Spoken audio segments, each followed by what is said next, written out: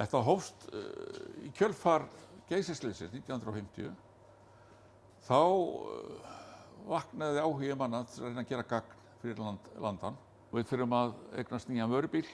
Það gerist vorandi, ég sagði það núna fyrir stuttu, að innan 5 ára þá er ég komin annar vörubíl.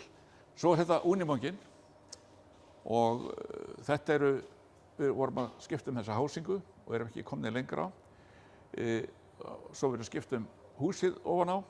Þetta er bara mikilvægt tæki þegar eru vatnavextir, Þórsmörkin og bara í snjó og allt.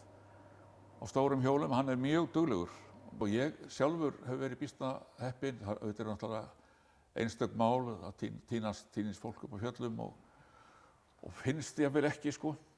Svo líða mánuðirnir og þá finnst viðkomandi og þetta tekur allt svolítið á og menn þurfa að vera klárir í að horfast í augu við það sem gerist. Það er náttúrulega bara félagsskapurinn sennilega, sko. Og finna að maður sé eitthvað örlítið að gera gagn í samfélagi.